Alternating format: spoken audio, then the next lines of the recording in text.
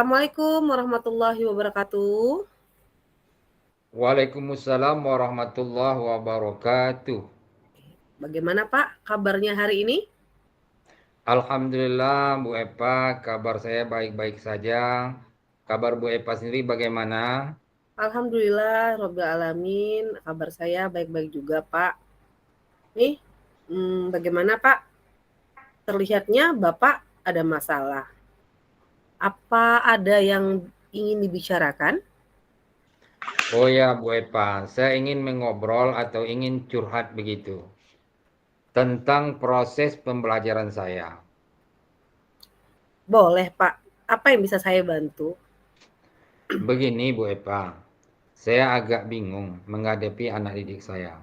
Sebab anak didik saya masih banyak yang tak paham dengan pelaksanaan sholat.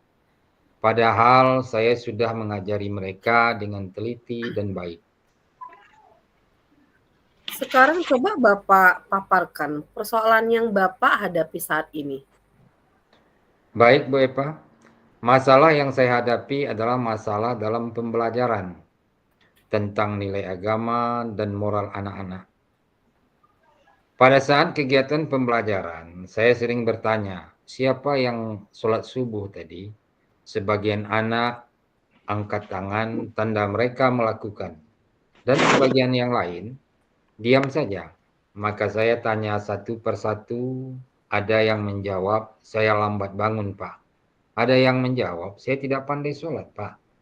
Ini yang membuat hati saya miris. Apakah saya tidak benar mengajari mereka? Kalaulah saya tidak benar mengajari mereka, kenapa yang lain bisa? Ini yang membuat saya ingin mendapatkan solusi dari permasalahan ini. Jadi bagaimana cara Bapak menanggapi masalah anak yang tidak sholat karena terlambat bangun dan tidak pandai sholat dalam proses pembelajaran tentang penilaian agama dan moral anak?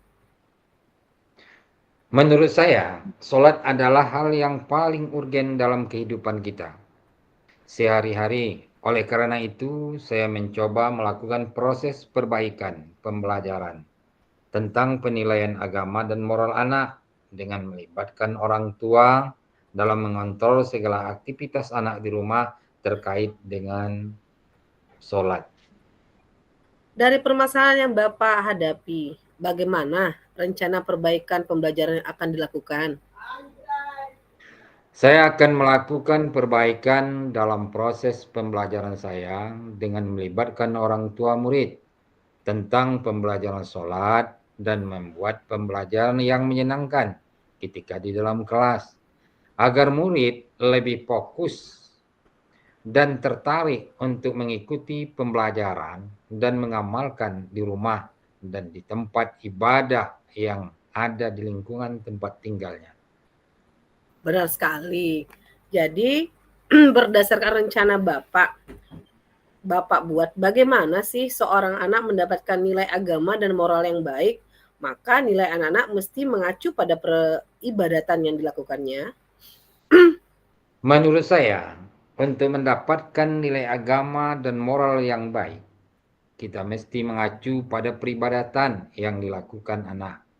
Dari itu, kita mesti menekankan agar anak senantiasa menjaga ibadahnya, terutama sholat 5 waktu, dan jika bisa diikuti dengan sholat rawatib. Sebab ketika kita di yaumul mizan nanti, amalan kita yang pertama dinilai oleh Allah itu adalah sholat wajib dan sholat sunnah. Serta dengan sholat kita bisa membentuk pribadi anak menjadi lebih baik. Apa keinginan Bapak agar anak-anak mau melakukan sholat sebagai kewajiban seorang muslim dan muslimat? Keinginan saya mereka harus melakukan sholat 5 waktu sesuai dengan kewajiban seorang muslim dan juga muslimat. Terus, bagaimana dengan orang tua yang tidak peduli, bahkan mereka sendiri tidak sholat? Bahkan ada orang tua yang berpikiran seperti ini. Saya menyekolahkan anak saya di sini untuk belajar umum. Kalau belajar sholat, tentu akan saya masukkan ke madrasah. Hal ini bagaimana Bapak menanggapinya? Saya akan mengajak orang tua melakukan refleksi dan memberi pengertian secara perlahan tentang pentingnya ibadah dalam kehidupan, terutama ibadah sholat. Baiklah Pak, jadi apa yang Bapak dapatkan dari diskusi kita hari ini? Saya dapatkan dari diskusi ini, yaitu bahwa saya selama ini hanya menyampaikan materi ajar kepada anak-anak dengan tidak melibatkan orang tua. Dengan diskusi ini, saya bisa mengambil pembelajaran bahwa berkolaborasi dengan orang tua murid itu sangat penting dalam mencapai tujuan pembelajaran yang kita ajarkan. Apa sih dukungan yang Bapak butuhkan untuk berjalannya kegiatan pembelajaran ini? Yang saya butuhkan yaitu dukungan kepala sekolah, rekan sejawat, dan orang tua wali murid. Karena dengan dukungan mereka, kita dapat menjalankan proses pembelajaran lebih baik. Bagus sekali. Kita perlu berkolaborasi dengan pihak-pihak terkait dalam pembelajaran agar pembelajaran yang kita jalankan menjadi ringan dan terlaksana sesuai tujuan dari setiap pembelajaran. Benar sekali, Bu Epa. Iya. Mudah-mudahan bisa diterapkan ya Pak. Rasanya saya ingin lagi mendengarkan cerita berikutnya kalau sudah menerapkan kapan ya? Kapan ya kita bisa berkolaborasi tentang masalah ini Pak? Insya Allah, Bu Epa, kalau waktu luang bulan depan, minggu pertama, kita akan bertemu lagi. Bulan depan ya Pak? Oke deh Pak. Tinggal ingatkan saya, insya Allah saya akan siap menerima curhatan Bapak lagi. Setelah hasil coaching kita pada hari ini terkait dengan hasil perbaikan pembelajaran yang sudah Bapak lakukan. Ya, terima kasih banyak Bu Eva atas coaching yang kita lakukan Pak pada hari Dani, ini. nganggur nggak? Semoga saya mendapatkan inspirasi untuk melakukan Ya, Bu. Sama-sama Bapak. Lagi coaching. Sampai ketemu minggu depan. Terima kasih. Sama-sama Bu Eva. Ya Bu, ini sedang coaching. Assalamualaikum warahmatullahi wabarakatuh. Waalaikumsalam warahmatullahi wabarakatuh. Bagaimana kabarnya hari ini Pak Dani? Alhamdulillah, baik Pak Bahri. Kabar Pak Bahri sendiri bagaimana? Amin ya Rabbal Alamin. Alhamdulillah baik juga Pak Dani. Bagaimana Pak Dani dilihatnya ada masalah? Apa ada yang ingin dibicarakan? Iya Pak Bahri, saya ingin ngobrol atau ingin curhat begitu tentang proses pembelajaran saya. Boleh Pak Dani, apa yang bisa saya bantu? Begini loh Pak Bahri, saya agak bingung nih menghadapi anak didik saya. Sebab anak didik saya masih banyak yang tak paham dengan pelaksanaan sholat. Padahal saya sudah mengajari mereka dengan teliti dan baik. Sekarang coba Pak Dani paparkan persoalan Bapak hadapi saat ini. Begini Pak Bahri, masalah yang saya hadapi adalah masalah dalam pembelajaran tentang nilai agama dan moral anak-anak Pak Bahri. Pada saat kegiatan pembelajaran, saya sering bertanya, siapa yang sholat subuh tadi? Sebagian anak angkat tangan, tanda mereka melakukan, dan sebagian yang lain diam saja. Maka saya tanya satu persatu. Ada yang jawab, saya lambat bangun. Ada yang jawab, saya tidak pandai sholat, Pak. Ini yang membuat hati saya menjadi miris. Apakah saya tidak benar mengajari mereka? Kalaulah saya tidak benar mengajari mereka, kenapa yang lain bisa? Ini yang membuat saya ingin mendapatkan solusi dari permasalahan ini, Pak Bahri. Oh begitu. Jadi bagaimana cara Pak Dani menanggapi masalah anak yang tidak sholat karena terlambat bangun dan tidak pandai sholat dalam proses pembelajarannya tentang penilaian agama dan moral anak? Menurut saya, sholat adalah hal yang paling urgen dalam kehidupan kita sehari-hari. Oleh karena itu, saya mencoba melakukan proses perbaikan pembelajaran tentang penilaian agama dan moral anak dengan melibatkan orang tua dalam mengontrol segala aktivitas anak di rumah terkait dengan sholat. Dari permasalahan yang Pak Dhani hadapi ini, bagaimana rencana perbaikan pembelajaran yang akan dilakukan? Saya akan melakukan perbaikan dalam proses pembelajaran dengan melibatkan orang tua murid tentang pembelajaran sholat dan membuat pembelajaran yang lebih menyenangkan ketika di dalam kelas agar murid lebih fokus dan tertarik untuk mengikuti pembelajaran dan mengamalkan di rumah dan di tempat ibadah yang ada di lingkungan tempat tinggalnya. Benar sekali Pak Dhani. Jadi berdasarkan rencana Bapak, buat bagaimana seorang anak mendapatkan nilai agama dan moral yang baik, maka nilai anak mesti mengacu pada peribadatan yang dilakukannya. Menurut saya, untuk mendapatkan nilai agama dan moral yang baik, kita mesti mengacu pada peribadatan yang dilakukan anak. Dari itu, kita mesti menekankan agar anak senantiasa menjaga ibadahnya, terutama sholat 5 waktu. Dan jika bisa diikuti dengan sholat rawatib, sebab ketika kita di Yaumil Mizan nanti, amalan kita yang pertama dinilai Allah itu adalah sholat wajib dan sholat sunnah.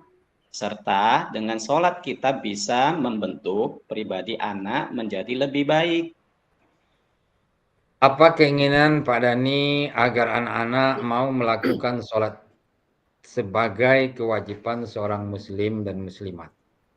Tentu saja keinginan saya mereka itu harus melakukan sholat 5 waktu sesuai dengan tuntunan kewajiban di dalam agama. Terus, bagaimana dengan orang tua yang tidak peduli, bahkan mereka sendiri tidak sholat? Bahkan ada orang tua yang berpikir seperti ini. Saya menyekolahkan anak saya di sini untuk belajar umum.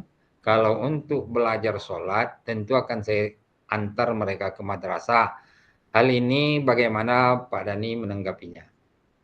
Saya akan mengajak orang tua melakukan refleksi, Pak, dan memberikan pengertian secara perlahan tentang pentingnya ibadah dalam kehidupan, terutama ibadah sholat. Baiklah Pak Dhani, jadi apa yang Bapak dapat dari diskusi kita hari ini? Saya dapatkan dari hasil diskusi ini yaitu bahwa saya selama ini hanya menyampaikan materi ajar kepada anak-anak dengan tidak melibatkan orang tua. Dengan diskusi ini, saya bisa mengambil sebuah pembelajaran bahwa berkolaborasi dengan orang tua murid itu sangat penting dalam mencapai tujuan pembelajaran yang akan kita ajarkan. Apa dukungan yang Bapak butuhkan untuk berjalannya kegiatan pembelajaran ini? Tentu saja Pak, yang saya butuhkan itu adalah dukungan dari kepala sekolah, rekan sejawat, dan orang tua wali murid. Karena dengan dukungan mereka, kita dapat menjalankan proses pembelajaran yang lebih baik. Bagus sekali. Kita perlu berkolaborasi dengan pihak-pihak terkait dalam pembelajaran, agar pembelajaran yang kita jalankan menjadi ringan dan terlaksana sesuai dengan tujuan dari setiap pembelajaran. Benar sekali tuh Pak Bahri. Mudah-mudahan Pak Dhani bisa diterapkan ya. Rasanya saya ingin lagi mendengarkan cerita dari Pak Bani berikutnya. Kalau sudah menerapkannya. Kapan ya kita bisa berkolaborasi tentang masalah ini Pak Dhani? Insya Allah kalau waktu luang bulan depan minggu pertama ya Pak Bahri. Mau bulan depan ya Pak? Oke, tinggal ingatkan saya. Insya Allah saya akan siap menerima curhatan dari Bapak. Lagi setelah hasil coaching kita pada hari ini terkait dengan hasil perbaikan pembelajaran yang sudah Bapak lakukan. Terima kasih ya Pak Bahri atas coaching yang sudah kita lakukan pada hari ini. Semoga saya juga mendapatkan inspirasi untuk melakukan perubahan dalam pembelajaran saya. Sama-sama Pak Dani, sampai ketemu minggu depan. Terima kasih.